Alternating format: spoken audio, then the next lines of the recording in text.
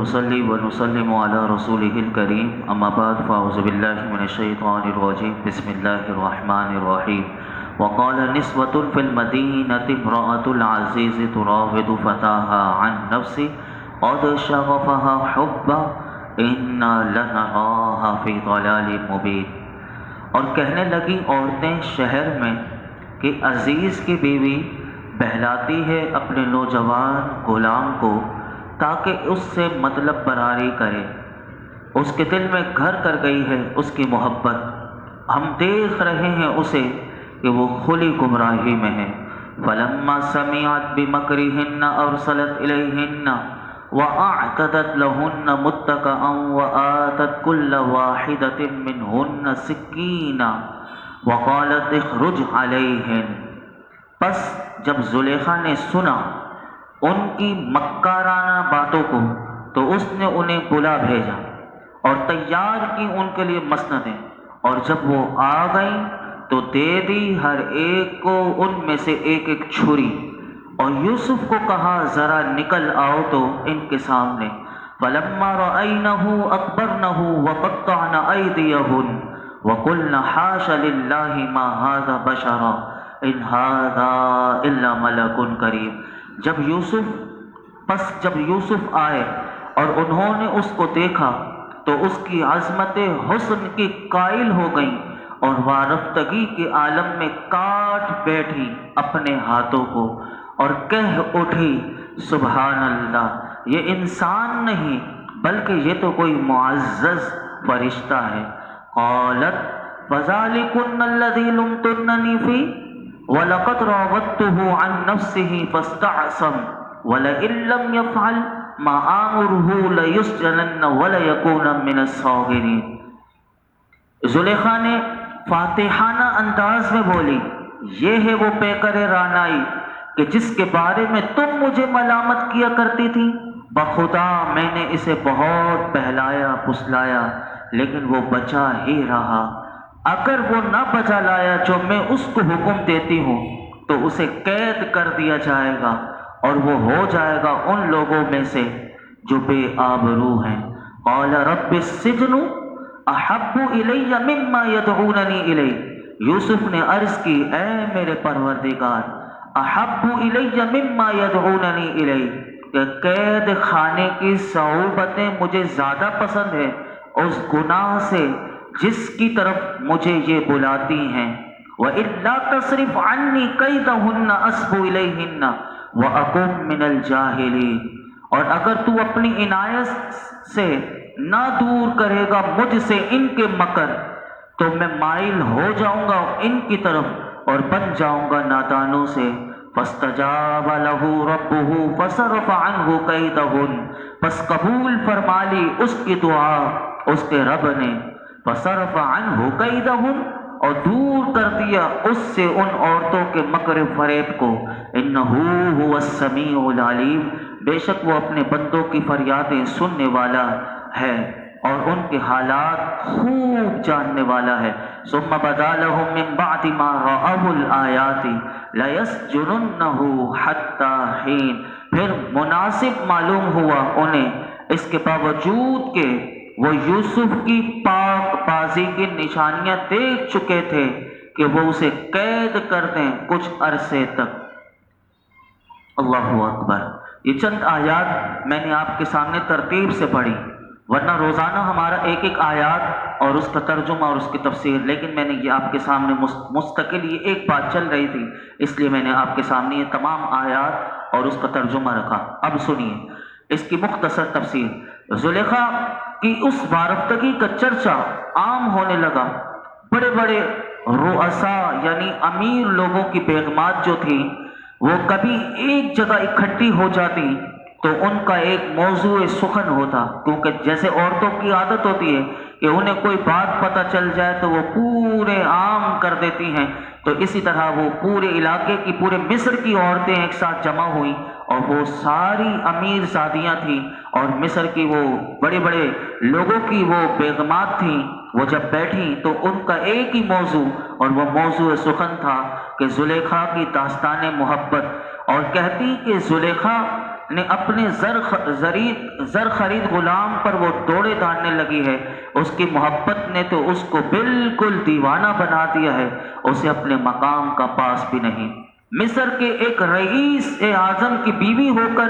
اور اپنے غلام پر یوں فریفتہ ہو گئی ہے، کتنی بڑی نادان یہ عورت ہے۔ اس طرح کی یہ باتیں عورتیں آپس میں کرنے لگیں۔ یہ بات پہنچ گئی زلیخا کو۔ اب زلیخا کو جب پتہ چلا تو قرآن بتاتا ہے کہ اس کا راز جو ہے، راز عشق افشا ہو گیا، یعنی لوگوں کو پتہ چل گیا کہ مصر کی امیر زادیاں اسے نادانی بھی کہہ رہی ہیں اور بےہودگی کے طعنے بھی دینے لگی ہیں۔ تو اس نے اپنے اسی ماہ کنعانی، یہ ماہ کنعانی سے مراد حضرت یوسف علیہ السلام، کیونکہ کنعان سے آئے تھے آپ مصر میں، تو ان کی ایک جلوہ نمائی کہ ان عورتوں کو میں دکھاؤں تو صحیح کہ یوسف ہیں تو کیسے، تاکہ انہیں پتہ چلے، اور یہ مجھے طعنہ دے رہی ہیں تو میں ان کے لیے اس نے کیا کیا، قرآن کہتا ہے کہ ایک تکلف دعوت کا اہتمام کیا، جس میں مصر کی 40 معزز خواتین جو اس زمانے میں تھیں ان سب کو دعوت دی، اور ان کے لیے بیٹھنے کے لیے مفسرین کہتے ہیں بہترین قالین اس نے بچھوائے اور گاؤ تکیے رکھوائے اور دسترخوان لگوا دیا، اور دسترخوان پر کھانا چن دیا گیا، تازہ اور خوشبودار پھلوں کو پلیٹوں میں سجا کر ہر ایک عورت کے سامنے رکھ دیا گیا، اور پھل کاٹنے کے لیے ایک ایک چھری، قرآن کہتا ہے سکینہ، ایک ایک چھری سب عورتوں کے ہاتھ میں دے دی۔ اب حضرت یوسف علیہ السلام کو اس نے کہا تھا کہ میں جب تمہیں بلاؤں تو آؤ، تو حضرت یوسف علیہ السلام نے پہلے بہت منع کر دیا تھا، لیکن اس کا اصرار اتنا بڑھ چکا تھا اور اس نے اپنی توہین سمجھنے کے لیے پھر حضرت یوسف علیہ السلام جب آئے تو ان عورتوں کے ہاتھوں میں جو پھل بھی تھے وہ چھری بھی تھے، وہ چھری سے پھل کاٹ رہی تھی، لیکن جیسے ہی حضرت یوسف علیہ السلام اپنی نگاہوں کو نیچے جھکائے ہوئے، یعنی وہ کسی کی طرف دیکھا بھی نہیں، یعنی کون آیا ہے، اتنی بے نیازی، اللہ اکبر۔ اور وہ حضرت یوسف علیہ السلام کا جو حسن معصوم جو تھا، اللہ رب العالمین نے آپ کو عطا فرمایا تھا کہ جب آپ ان کے سامنے سے گزرے تو قرآن کہتا ہے کہ وہ اتنی غم بخود ہو گئی کہ وہ دیکھ کر حضرت یوسف علیہ السلام کے چہرے کو کہ انہیں خبر بھی نہ ہوا کہ قرآن کہتا ہے ان کے ہاتھ کٹ گئے، اور مفسرین بعض کہتے ہیں کہ ان کے ہاتھ زخمی ہو گئے، لیکن ہاتھ کٹ رہی تھی انگلیاں، لیکن انہیں پتہ تک نہ چلا۔ تو یہ کیا تھا؟ یہ وہ حسن کی دل آویزی تھی اور اس پر تقدس نبوت کا اور ہیبت جو اللہ رب العالمین نے حضرت یوسف علیہ السلام کو عطا کی تھی، اور جو آپ کو خوبصورت بنایا تھا، اللہ اکبر، کہ وہ مصر کی 40 عورتوں نے جب دیکھا تو بے ساختہ سب کی زبان پر یہ نکلا کہ سبحان اللہ، سبحان اللہ، اللہ پاک ہے کہ وہ اللہ کے جس نے اے یوسف تجھے پیدا کیا، زلیخا یہ انسان نہیں بلکہ یہ تو کوئی معزز فرشتہ لگتا ہے، اکبر نہ ہوں۔ قرآن کہتا ہے کہ وہ کہنے لگی کہ وہ حسن یوسف کو دیکھ کر وہ مسحور بھی ہوئیں اور مرعوب بھی ہوئیں، یعنی اتنا اللہ رب العالمین نے انہیں حسن حضرت یوسف علیہ السلام۔ یہاں میں رک کر ایک بات ضمناً عرض کر دوں کہ علامہ ساوی رحمۃ اللہ علیہ ایک بات بڑی خوبصورت لکھتے ہیں کہ حضرت یوسف علیہ السلام کو حسن کا ایک حصہ عطا کیا گیا تھا۔ حسن جس کو اللہ رب العالمین نے جو اپنے بندوں کو عطا کیا ہے، اس کا ایک حصہ حضرت یوسف علیہ السلام کو عطا کیا تھا، اور ان کا جو حسن تھا وہ ظاہر تھا، اور وہ حسن جو تھا اللہ رب العالمین نے اپنے جلال کے پردوں میں نہیں چھپایا تھا۔ اسی لیے آپ کے حسن کا نظارہ کر کے عورتیں جو تھیں وہ فتنے میں مبتلا ہو گئیں۔ جب بات ہمارے آقا کی آتی ہے تو میرے آقا علیہ السلام کو اللہ نے حسن کا ایک حصہ نہیں بلکہ سراپا حسن بنا کر میرے آقا کو اللہ رب العالمین نے بنایا، اور اپنے حبیب کے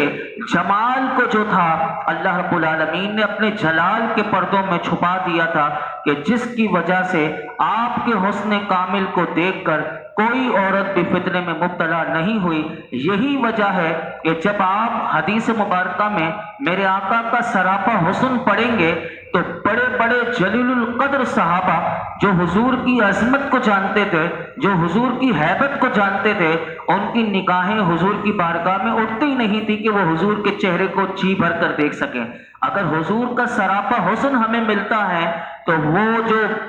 कम दर्जे वाले सहाबी हैं वो हुजूर के पूरे सरापा हुस्न को बयान करते हैं, और वो क्योंकि उन्होंने हुजूर को देखा था तो उस हदीस मुबारका में उन सहाबियों से मिलता है। लेकिन जो जलीलुल कद्र सहाबा बड़े अजमत वाले, क्योंकि वो तो हुजूर की बारगाह में आंख भी नहीं उठा सकते, तो यहाँ पर मैंने ये ज़िम्नन एक बात आपके सामने रख दी।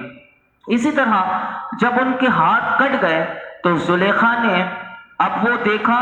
कि ये तो खुद यानी हजरत यूसुफ अलैहिस्सलाम को देखकर ये तो बेखुद खुद हो गई, तो अब वो जुलेखा ये समझी कि मैं जीत गई। तो उसने फातिहाना अंदाज में उनको कहने लगी, देख लिया, यही वो यूसुफ हैं कि जिसके इश्क के ताने तुम मुझे दिया करते थे और तुम इसके एक हुस्न की झलक की ताब भी ना ला सकी। क्या अब मुझ पर जबान तान दराज करोगी? क्या अब भी मुझे नादान और बेवकूफ़ कहोगी? यहाँ पर उलमा कहते हैं कि ये अल्फाज बड़े गौर तलब है कि एक भरी महफिल में किस बेबाकी से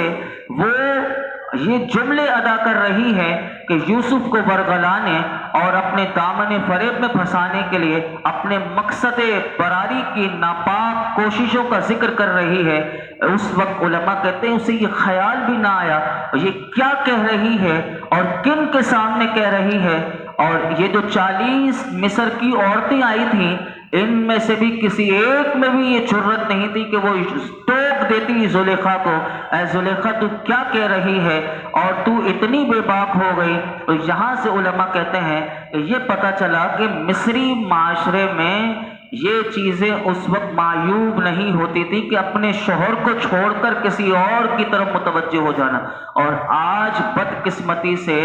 इस मोबाइल ने इतना गंदा हमारा माशरे में भी कर दिया कि जिसकी बीवी है उसको छोड़कर वो दूसरों से ताल्लुकात जोड़ती है। आज ये माशरे में लोग दास्ताने आते हैं तो हमें बताते हैं, जो उलमा के पास जाते हैं कि हमारी बीवी ने भी हमारे साथ इतना बड़ा धोखा किया कि 20 साल का रिश्ता, तो वो क्या झट कर ये कहती है कि मुझे वो अच्छा लगता है, यानी अपना शौहर अब अच्छा नहीं लगता और उसको वो गैर अच्छा लगता है। तो ये कितनी यानी खतरनाक बात है और कितने अल्लाह के गज़ब को दावत देने वाली बात है। इसीलिए कुरान कहता है कि मर्द है तो वो भी अपनी निगाहों को नीचे रखे, यानी जब निगाह उठेगी नहीं तो फिर दिल गंदा होगा नहीं। इसीलिए औरत को अलग कुरान हुक्म देता है कि तू भी अपनी निगाह नीचे रख, मर्द को कहा कि तू भी अपनी निगाह को नीचे रख ताकि ये काम ना हो। और अगर होगा तो फिर याद रखो कि जिस कौम में ये काम हो जाए तो फिर उस कौम में से गैरत भी चली जाती है, हमियत भी चली जाती है, और गैरत और हमियत के सारे जज्बात पना हो जाते हैं और शर्म व हया के जितने तकाजे होते हैं फिर उस माशरे में पसे पुश डाल दिए जाते हैं। तो ये पता चला कि फिर इस चीज़ को तहजीब यही नहीं समझा जाता और शाइस्तगी लोगों के अंदर से ख़त्म हो जाती है, और जिस चीज़ पर शर्माना चाहिए था फिर फखरिया बताया जाता है। कभी बेटी भाग रही है तो कभी बीवी भाग रही है। आज इस माशरे की वजह से, इस टिकटॉक की वजह से, इस सोशल मीडिया की वजह से, इस फेसबुक की वजह से, इस आज इतना माशरे में वबा ये बेहयाई की फैल रही है। ये कुरान ये किससे ये जो बयान करता है, ये वजह यही है कि हमारे अंदर तहारत आए, हमारे अंदर पाकीज़गी आए। जब पाकीज़गी होगी तो फिर अल्लाह का नूर भी आएगा। फिर क्या हुआ, यहाँ जुलेखा ने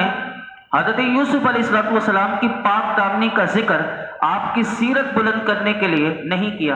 एक तो ताना दे दिया उन्हीं औरतों के कि तुम मुझे ताना देती थी, अब देख लिया। फिर हज़रत यूसुफ अलैहिस्सलाम के बारे में कहने लगी, बखुदा कसम खाकर कहने लगी कि मैंने इन्हें बहुत बहलाया फुसलाया, लेकिन फस्तासम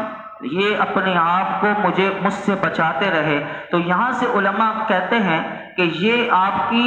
سیرت پر یعنی آپ کی پاک دامنی کا ذکر یعنی آپ کی سیرت کی بلندی کرنے کے لیے نہیں کر رہی تھی، بلکہ یوسف پر یہ الزام لگانے کے لیے اپنی سہیلیوں کو بتا رہی تھی کہ اس شخص نے اب تک میرے حسن و شباب کی توہین کی ہے اور میرے جذبات کو مجروح کیا ہے، اور میں نے اب تک اس کی مجرمانہ بے باکی کو برداشت کیا ہے، لیکن اب اس سے زیادہ میں اپنی توہین برداشت نہیں کر سکتی۔ اس نے حسب سابق میرا حکم نہ مانا تو میں اسے ذلیل و رسوا کر کے جیل میں بچھوا دوں گی۔ اب حضرت یوسف علیہ السلام نے دیکھا کہ زلیخا تو ماننے والی نہیں، اور پھر ان 40 معزز جو معاشرے کی وہ جو خواتین تھی وہ بھی کیا ہوا، مفسرین لکھتے ہیں کہ وہ ساری نادان بن کے حضرت یوسف کو سمجھانے لگی کہ جو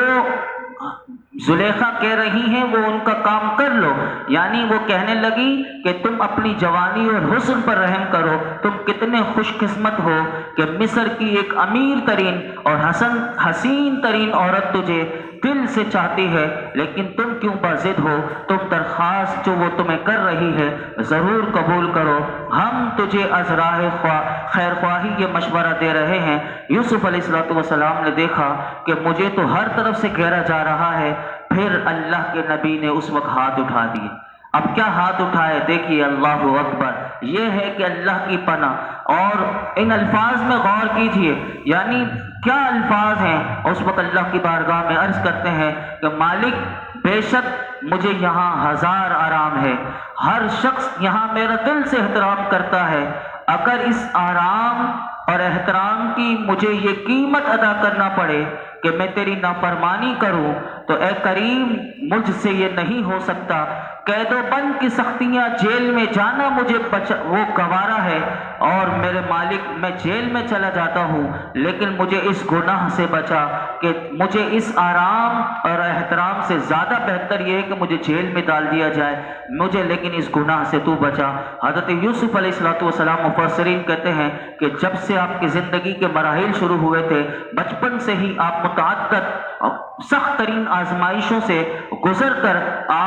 گزر رہے تھے، لیکن آپ کی سیرت اتنی پاک تھی کہ آپ نے اپنی سیرت، اپنے دامن عفت پر کوئی داغ نہ آنے دیا، زلیخا کے ابتدائی فریبوں میں سے نہ پھنسے، اس کی یعنی جو شیطانیت تھی اس سے اپنے آپ کو، اور شیطان بھی جو تھا وہ بھی یہی چاہتا تھا، آپ نے شیطان کے بھی ہر دامے فریب کو تار تار کر دینے کے باوجود آپ کے اپنے متعلق بھی کوئی غلط فہمی نہ ہوئی، بلکہ اللہ کی بارگاہ میں فوراً یہ کہا کہ مالک کہ میں بے بس ہوں، ناتواں ہوں، اور اپنی بے بسی کا اللہ کی بارگاہ میں اعتراف کرتے ہوئے کہا کہ مالک تیری اگر مدد نہیں ہوگی اور تیری توفیق نہیں ہوگی تو میں ایک لمحہ بھی ان کی عیاریوں کا مقابلہ نہیں کر سکتا۔ اے میرے خداوند ذوالجلال، اگر تو مجھے ان کے مکر و فریب سے نہ بچائے اور میری دستگیری نہ کرے تو ایک لمحہ بھی میں بچ نہیں سکتا،